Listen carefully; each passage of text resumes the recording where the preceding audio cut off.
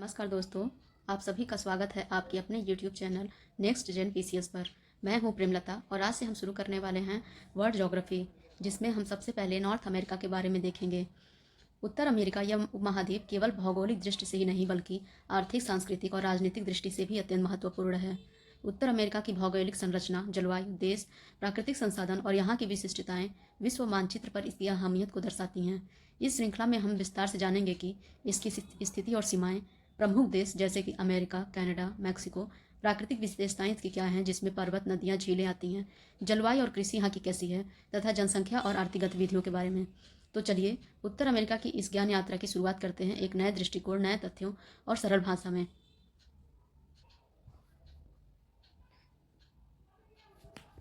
उत्तरी अमेरिका एक महाद्वीप है जो पूरी तरह से उत्तरी गोलार्ध और लगभग पूरी तरह से पश्चिमी गोलार्ध में आता है।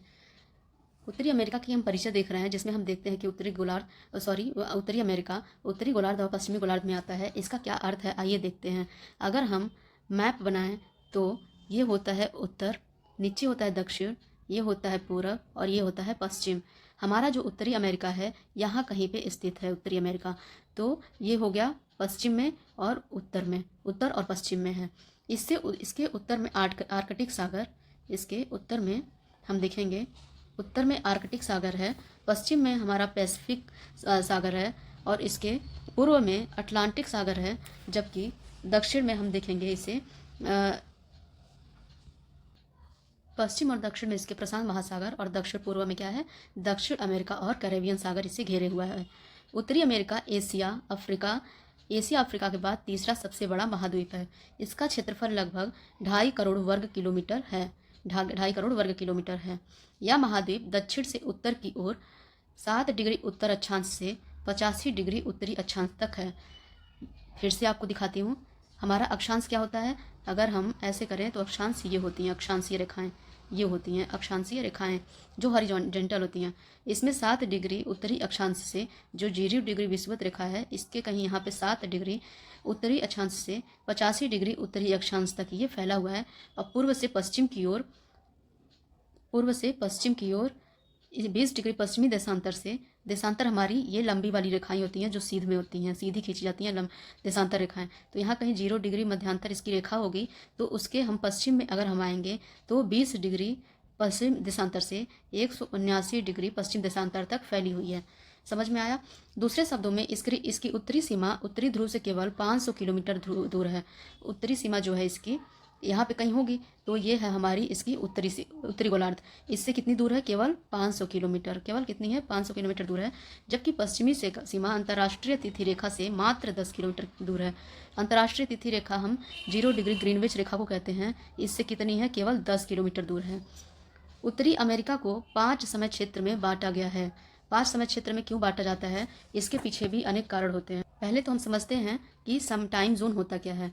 आप सभी लोग जानते होंगे कि धरती जो है सौर मंडल में सूरज का चक्कर लगाती है। ये सूर्य है और धरती क्या है, इसका चक्कर लगा रही है।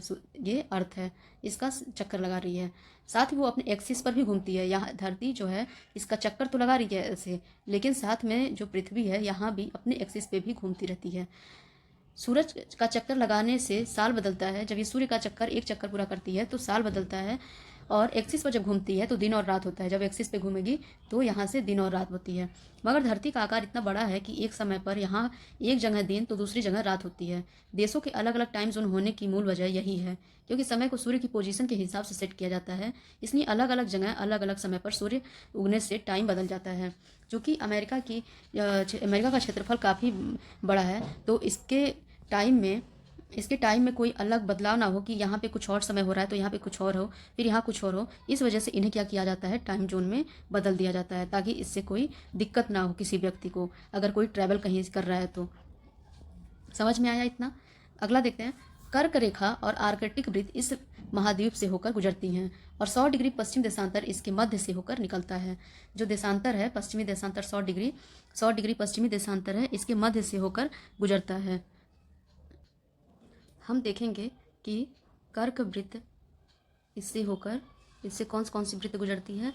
कर्क रेखा जो यहाँ है और आर्कटिक वृत्त भी होके इससे गुजरती है।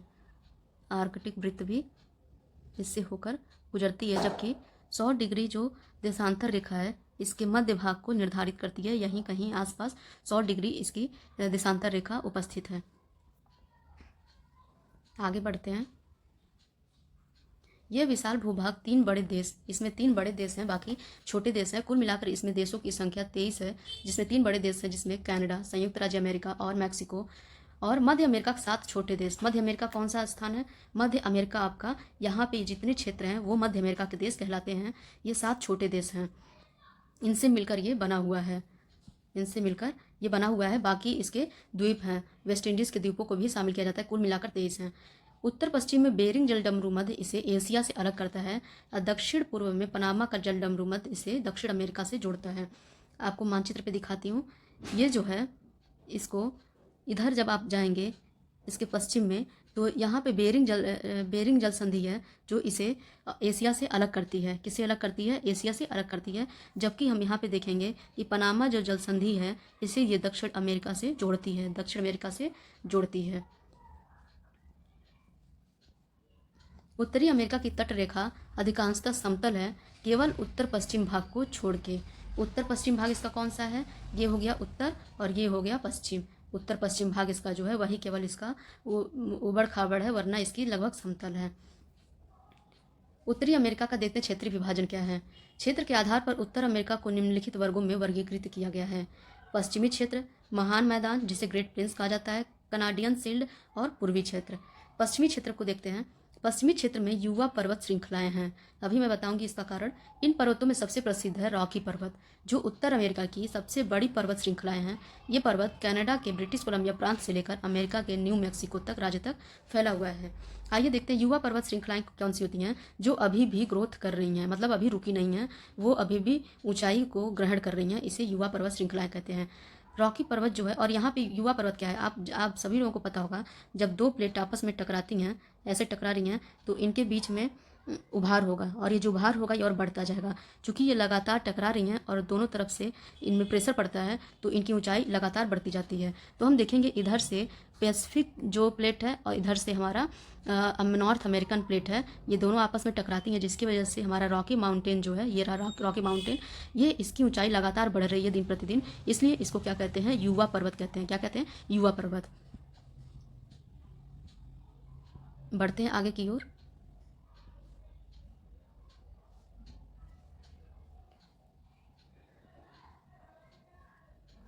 ये कहाँ से फैली हुई है? कनाडा के ब्रिटिश कोलंबिया प्रांत से लेकर अमेरिका के न्यू मैक्सिको तक। अब देखते हैं ग्रेट प्लेन्स के बारे में। महाद्वीप के मध्य भाग में महान मैदान स्थित है। इस क्षेत्र में अनाज की खेती की जाती है और इसे उत्तर अमेरिका का अनाज भंडार भी कहा जाता है। क्या कहा जाता है? उत्तर अमेरिका का अनाज भंडार। अब देखते हैं हमारी ग्रेट प्लेन की स्थिति कहाँ पे है।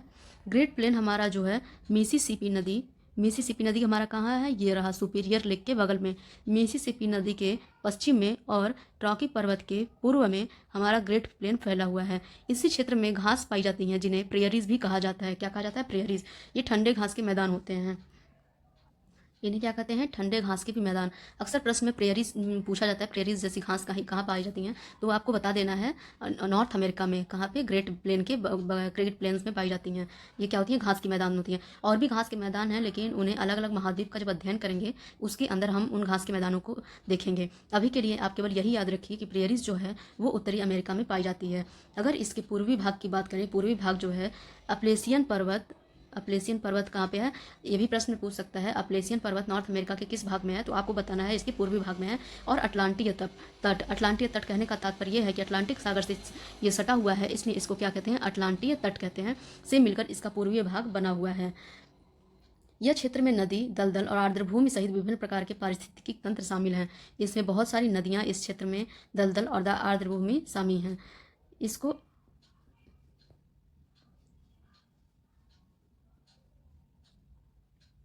पूर्वी क्षेत्र हम देख चुके हैं। इसमें एप्लाचियन पर्वत, इसको एप्लेसियन पर्वत लिखेगा, और अटलांटिक तटीय मैदान को शामिल करता है। उत्तर अमेरिका की प्राचीन पर्वत श्रृंखलाएं, जिसमें एप्लेसियन पर्वत शामिल है, अमेरिका और कनाडा के पूर्वी तट के पास स्थित है। इन क्षेत्रों में सैकड़ों वर्षों से कोयला और अन्य खनिजों के समृद्ध भंडारों का खनन किया जाता रहा है। आपको ऊपर मैं मैप में दिखा चुकी हूँ। अब देखते हैं हम कनाडियन शील्ड के बारे में। कनाडियन शील्ड एक उभरा हुआ लेकिन अपेक्षाकृत समतल पठार है। उभरा है लेकिन ऐसे समतल पठार है। यह पूर्वी मध्य और उत्तरी पश्चिमी कनाडा तक फैला हुआ है। कनाडियन शिल्ड की विशेषता इसकी पथरीली भूमि है जिसमें असंख्य झीलें फैली हुई हैं। हम इसको आगे विस्तृत रूप में देखेंगे, अभी के लिए हम थोड़ा थोड़ा करके केवल इसका परिचय जानने की कोशिश कर रहे हैं। आइए देखते हैं हम कनाडियन शिल्ड के बारे में। कनाडियन शिल्ड हमारा ये रहा। क्या है ये? कनाडियन शिल्ड है। ये एक पथरीली भूमि टाइप का है। ये पथरीली भूमि है जिसमें बहुत सारी नदियाँ और झीलें पाई जाती हैं। आगे बढ़ते हैं हम। उत्तर अमेरिका के प्रमुख भौतिक विभाजन। अब उत्तर अमेरिका के प्रमुख भौतिक विभाजनों की तरफ जाएंगे। ये था इसका क्षेत्रीय विभाजन, जिन्हें 4 मुख्य भागों में बांटा गया था। अब इसके हम देखेंगे भौतिक विभाजन में कि भौतिक रूप से इन्हें कितने भागों में विभाजित किया गया है।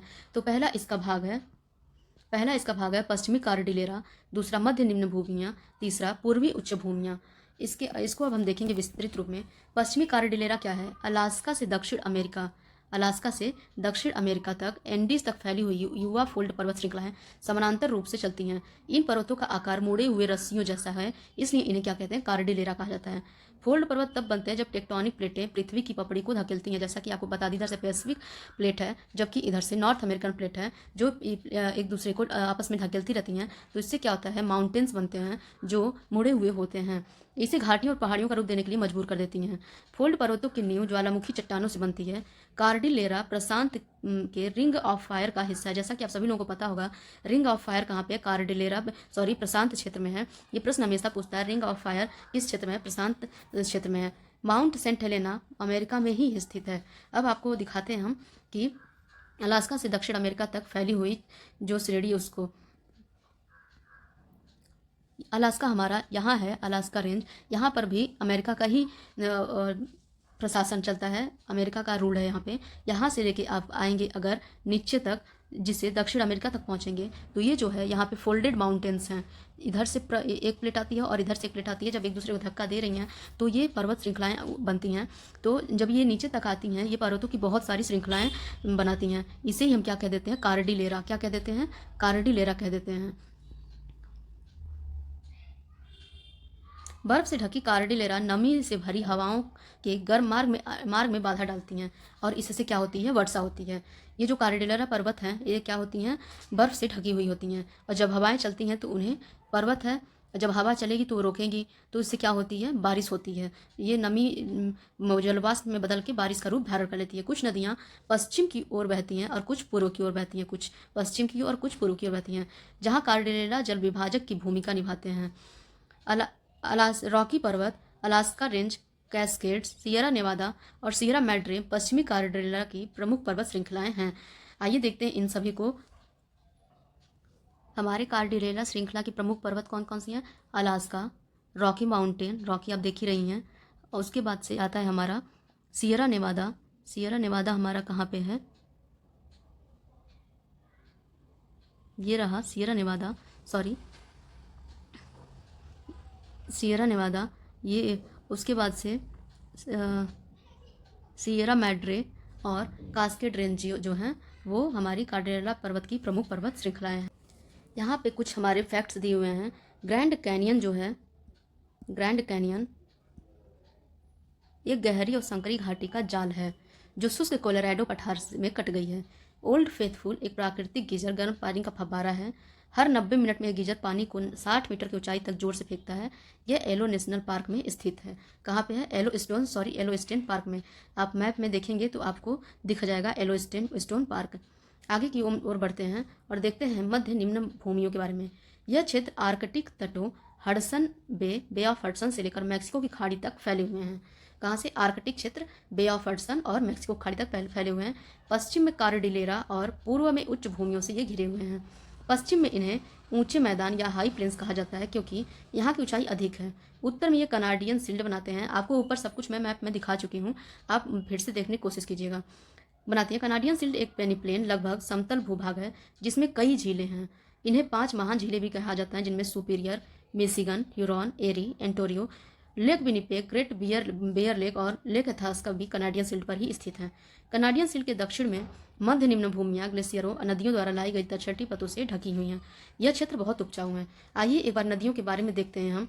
Lake superior, lake Michigan, lake Huron, lake eri और लेक एंटोरियो।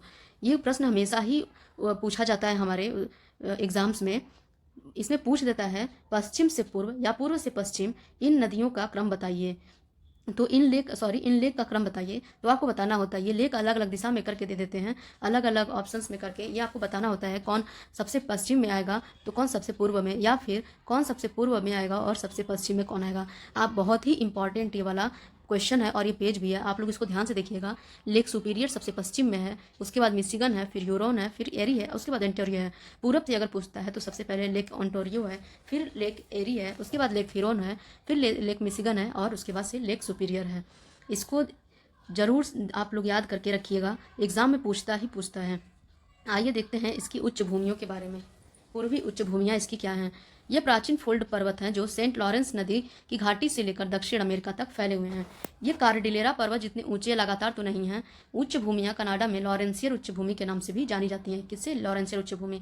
और अमेरिका में इन्हें अपलेसियन कहा जाता है। क्या कहा जाता है? अपलेसियन। आपकी धीरे धीरे मैं ऊपर जो कुछ बताई थी इंट्रोडक्शन में, आपको वो सब कुछ मिल रहा होगा अभी जब मैं पढ़ा रही हूँ तो धीरे धीरे आपका मैप क्लियर हो रहा होगा। ये जो पूर्वी उच्च भूमियाँ हैं इसकी ऊंचाई लगभग 2000 मीटर के आसपास होती हैं या इनसे कम है। इनकी पूर्वी ढलानें जो अटलांटिक महासागर की ओर मुख करती हैं बहुत तीखी हैं। मतलब अगर ये अटलांटिक महासागर है, अटलांटिक महासागर इसके पूर्व में है, तो यहाँ पे जो इसकी पूर्वी ढलानें हैं, इसकी पूर्वी ढलानें क्या हैं? बहुत तीखी हैं। इसका तात्पर्य ये होता है कि ये ऐसे सीधी मुड़ गई हैं या फिर ऐसे मुड़ गई हैं, जिसकी तटीय में बहने वाली नदियाँ जलप्रपात बनाती हैं। सीधी सी बात है, अगर इधर कोई नदी बह रही है और इसकी ढलान बहुत तीखी है, तीखी कहने का तात्पर्य यह है कि ये नीचे तुरंत मुड़ जाती हैं, तो यहाँ पे क्या होगा? जलप्रपात का निर्माण होगा। जबकि नदियाँ जब ऐसे धीरे धीरे बहती हैं तो जलप्रपात न बनाकर डेल्टा का निर्माण करती हैं। उत्तर अमेरिका की खाड़ियाँ। अब हम देखेंगे, अभी तक हमने उत्तर अमेरिका के भौतिक विभाजन के बारे में देखा, अब हम देखेंगे उत्तरी अमेरिका की खाड़ियाँ। उत्तर अमेरिका में कौन कौन सी खाड़ियाँ हैं? खाड़ी समुद्र का वह भाग होती है जो भूमि में काफ़ी अंदर तक घुस जाती है। इसका आकार, गहराई और आकार बहुत बड़ा होता है। ये आमतौर पर खाड़ियों बेस से बड़ी और अधिक गहरी होती हैं और अक्सर अच्छे बंदरगाह बनाती हैं। कई महत्वपूर्ण व्यापारिक केंद्र खाड़ियों किनारे ही स्थित होते हैं। देखिए, जैसे ये कोई देश है तो खाड़ी कौन सी होगी? इधर अंदर की तरफ, ये अंदर मुख्य भूमि के अंदर पानी घुस जाए तो इसे क्या कहेंगे? हम खाड़ी कहेंगे, अंदर की तरफ। पहला हो गया मैक्सिको की खाड़ी, दूसरा अलास्का की खाड़ी, तीसरा कैलिफोर्निया खाड़ी, चौथा हो गया सेंट लॉरेंस की खाड़ी। मैक्सिको की खाड़ी के बारे में देखते हैं। इसे संयुक्त राज्य अमेरिका, मैक्सिको और क्यूबा द्वीप राष्ट्र घेरते हैं। कौन कौन से राष्ट्र घेरते हैं? संयुक्त राज्य अमेरिका, मैक्सिको और क्यूबा। यह खाड़ी सबसे बड़ी खाड़ियों में से एक है। इसकी तटरेखा 5000 किलोमीटर लंबी है। कितनी है? 5000 किलोमीटर लंबी। ये देखिए दोस्तों, ये रहा हमारा खाड़ी। कौन सा खाड़ी है ये है मैक्सिको की खाड़ी। कौन सी? मैक्सिको खाड़ी। इधर से हमारा अमेरिका, इधर से मैक्सिको और इधर से क्यूबा इसे घेरे हुई हैं। इसके अंदर ये पानी घुसा हुआ है जिसकी वजह से इसे क्या कहते हैं? खाड़ी कहते हैं। इसका क्षेत्रफल बहुत ही बड़ा होता है, इसका क्षेत्रफल बहुत ही बड़ा यहाँ पे है, तो इसे ये क्या हो गया? मैक्सिको की खाड़ी हो गई। अगले खाड़ी को पढ़ेंगे। दूसरा है अलास्का की खाड़ी। यह उत्तर पश्चिम उत्तरी अमेरिका में स्थित है, जहाँ दो प्रकार के पानी आपस में मिलते हैं। एक हल्का लगभग इलेक्ट्रिक नीला पानी और दूसरा जो है गहरा स्लेट पानी।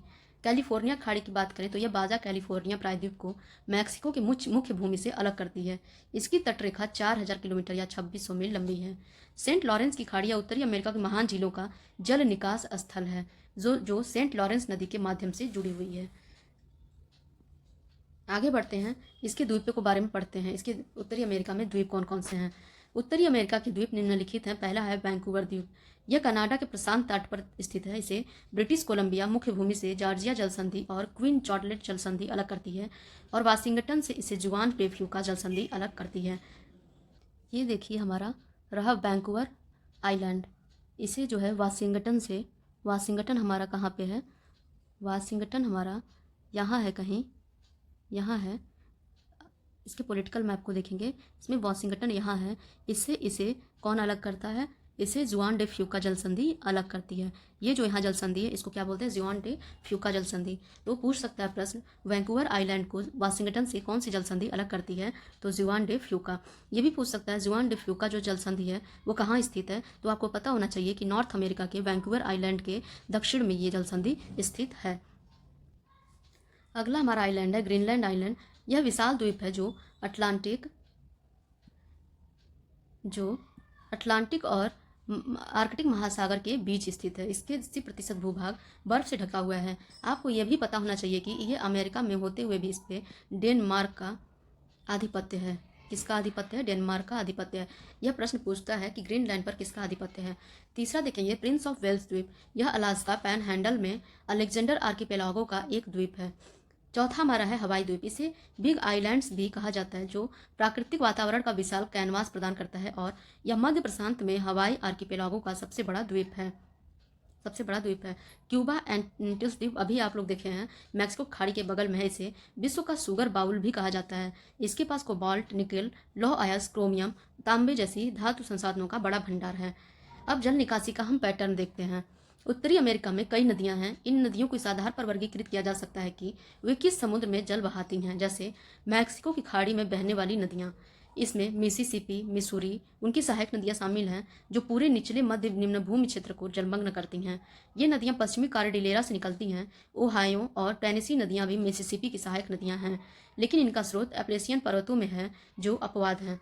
आप लोग इसको जरूर याद रखिएगा। मिसिसिपी और मिसूरी की जो कहाँ पे जलमग्न होती हैं, तो कहाँ होती हैं? मैक्सिको की खाड़ी में। और मैक्सिको की खाड़ी कहाँ स्थित है? हमारा उत्तरी अमेरिका के, नॉर्थ अमेरिका के पश्चिमी भाग में, पूर्वी भाग में स्थित है। दूसरा देखते हैं अटलांटिक महासागर में बहने वाली नदियाँ। कुछ तो हैं जो मैक्सिको खाड़ी में अपनी नदियाँ पानी गिराती हैं, कुछ अटलांटिक महासागर में गिरती हैं। इनमें जो सबसे बड़ी नदी है वो है सेंट लॉरेंस नदी। कौन सी है? सेंट लॉरेंस नदी। अब देखते हैं आर्कटिक महासागर में बहने वाली नदियाँ। आर्कटिक अर्थात ये नदियाँ ऊपर की ओर अपने जल को ले जाती हैं। इसमें है मैकेंजी नदी, जिसके आसपास कई उथली झीलें हैं। कनाडियन सील्ड पर बहती हैं। नीलसन नदी बे ऑफ हडसन में बहती है। नीलसन नदी कहाँ बढ़ती है? बे ऑफ हडसन में, जबकि मैकेंजी नदी कनाडियन सील्ड पर बहती हुई आर्कटिक महासागर में गिरती है। अब देखते हैं प्रशांत महासागर में बहने वाली नदियाँ। प्रशांत महासागर चूंकि उत्तरी अमेरिका के पश्चिमी भाग में है, तो देखते हैं पश्चिमी भाग में कौन कौन सी नदियाँ जाती हैं। तो देखेंगे प्रशांत महासागर में बहने वाली नदियों को। अलास्का की यूकोन नदी, कोलंबिया, फ्रेजर और कोलोराडो नदियां पश्चिमी तट पर बहती हैं, अर्थात उत्तरी अमेरिका के पश्चिम तट पर बहती हैं। कोलोराडो नदी कोलोराडो पठार को काटती है और विश्व की सबसे प्रसिद्ध और आकर्षक गहरी घाटियों में से एक ग्रैंड कैनियन बनाती है। ग्रैंड कैनियन कौन सी नदी बनाती है? ये बहुत इंपॉर्टेंट है। कोलोराडो नदी बनाती है, जो कि उत्तरी अमेरिका में है, और ये पश्चिम में बहने वाली नदी कोलोराडो और कोलोराडो पठार को काट के बनती है। तो ये आपको याद रहना चाहिए। ग्रैंड कैनियन कहाँ पे है? वो पश्चिमी तट पे उत्तरी अमेरिका के हैं। और ये क्या है? ये गहरी घाटी है जिसकी गहराई लगभग 1 किलोमीटर है। अन्य प्रसिद्ध नदियों में यूकोन, फ्रेजर, स्नेक, हम्बोल्ट, सक्रामेंटो और सैन जोक्विन नदी शामिल है। उत्तरी अमेरिका में कौन कौन से समुद्र हैं उसके बारे में देखेंगे। पहला है कैरेबियन सागर। कौन सा है? कैरेबियन सागर।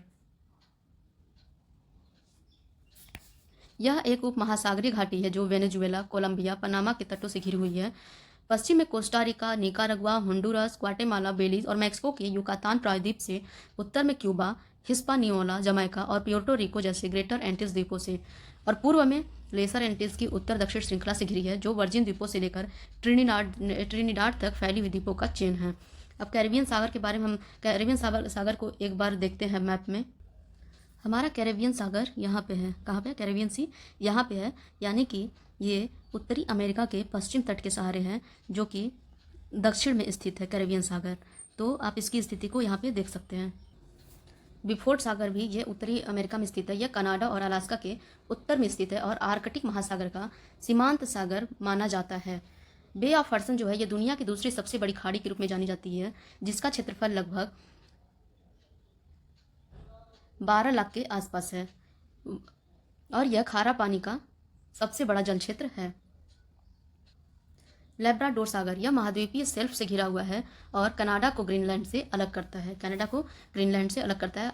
बेरिंग सागर, यह उत्तरी अमेरिका के अत्यधिक उत्तर में स्थित है और एशिया और उत्तरी अमेरिका महाद्वीपों के बीच की सीमा को बनाता है। आंतरिक जल निकासी प्रणाली, रॉकी पर्वत के मध्य भाग में ग्रेट बेसिन क्षेत्र ऐसी नदियां हैं जो समुद्र तट तक नहीं पहुंचती बल्कि भूमि के अंदर ही समाप्त हो जाती हैं। इसे आंतरिक जल निकासी प्रणाली कहा जाता है।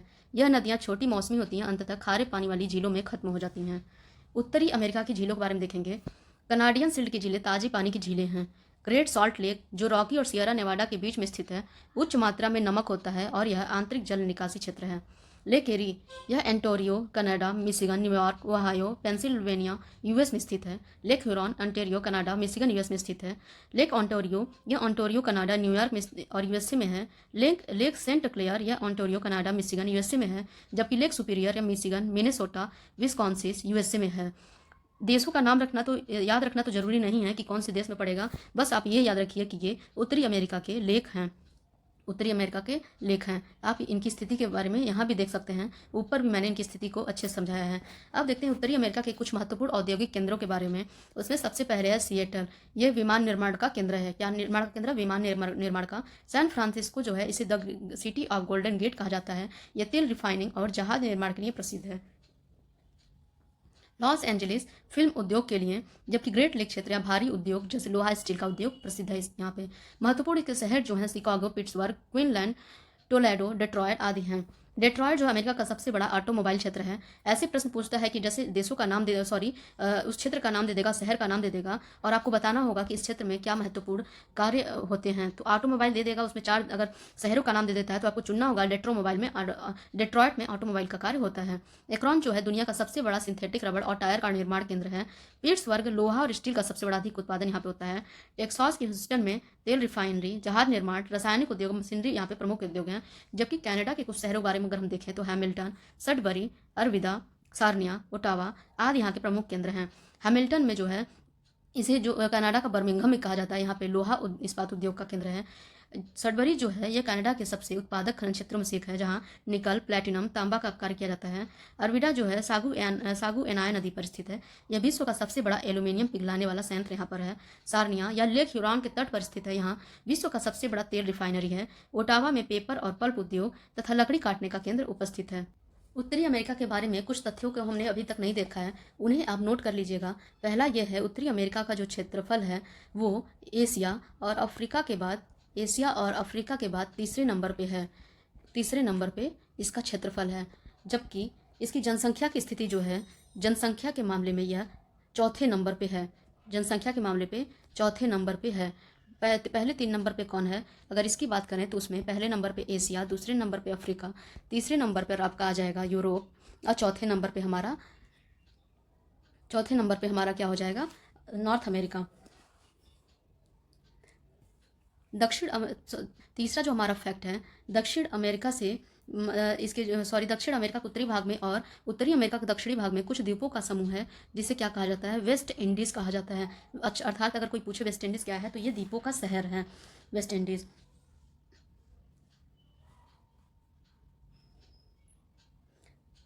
चौथा फैक्ट हम देखेंगे कि जो नॉर्थ अमेरिका इसका सबसे पुराना जो भूखंड है वो है कनाडियन भूखंड, लॉरेंशियल सील्ड, या इसी को लॉरेंशियल सील्ड भी कहते हैं, लॉरेंशियन सील्ड भी कहा जाता है। यहाँ हिमोड़ों के जमाव से अनेक झीलों का निर्माण हुआ है। अगर हम इसमें नॉर्थ से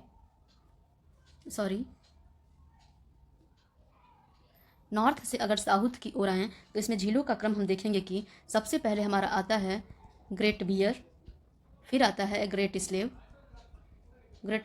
उसके बाद आता है अथावस्का। ये सब झील हैं, आपको याद रखना पड़ेगा इसका क्रम। उसके बाद आता है रेंडियर, फिर आता है विनीपेग। इसको आप जरूर याद रखिएगा कि उसका उत्तर से दक्षिण का क्रम क्या है या दक्षिण से उत्तर का क्रम क्या है।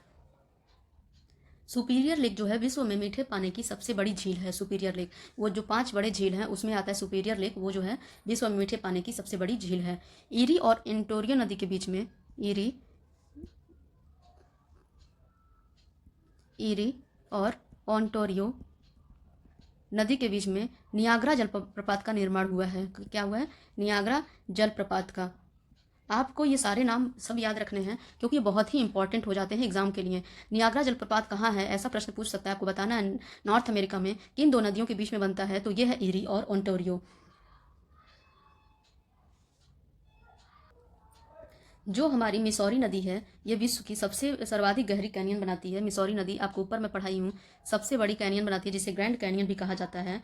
कोलंबिया नदी पर यूएसए का बांध ग्रैंड कूली है। ग्रैंड कूली क्या है? ये बांध का नाम है जो है यूएसए में। सबसे ऊंची चोटी जो है नॉर्थ अमेरिका में, वो है मैकिनले। कौन सी है? मैकिनले। और यहाँ पे सक्रिय ज्वालामुखी का ये क्षेत्र है, सक्रिय ज्वालामुखी का क्षेत्र है। एक अंतिम महत्वपूर्ण इसकी पॉइंट में हम लिख लेंगे, यहाँ में उत्तरी अमेरिका में जो सबसे गर्म जलवायु पाई जाती है, नॉर्थ अमेरिका के किसी क्षेत्र में अगर सबसे गर्म जलवायु पाई जाती है तो वो है मृत घाटी में। वृत्त घाटी में पाई जाती है, जो नॉर्थ अमेरिका के दक्षिण और पश्चिम भाग में स्थित है। दक्षिण और पश्चिम भाग में स्थित। तो दोस्तों, आज की कक्षा यहीं समाप्त होती है। आज आपने जो सीखा उसे दोहराइए, समझिए, और अगर कोई सवाल हो तो कमेंट में ज़रूर पूछिए। और अगर आपका कोई सुझाव हो कि कैसे पढ़ाना चाहिए नहीं, या मुझे क्या सुधार करना चाहिए, यह भी ज़रूर बताएं, क्योंकि असली गाइडेंस आप ही हैं मेरे लिए। अगर वीडियो अच्छा लगा हो तो लाइक करें, शेयर करें और चैनल को सब्सक्राइब करना ना भूलें, ताकि अगली कक्षा की जानकारी आपको समय पर मिलती रहे। और आप लोगों से एक रिक्वेस्ट है, आप वीडियो को अधिक से अधिक शेयर कीजिए ताकि ज़रूरतमंदों तक ये पहुँच सके। अगले वीडियो में हम जानेंगे दक्षिण अमेरिका के भूगोल के बारे में। तब तक के लिए धन्यवाद। सीखते रहिए, आगे बढ़ते रहिए। जय हिंद।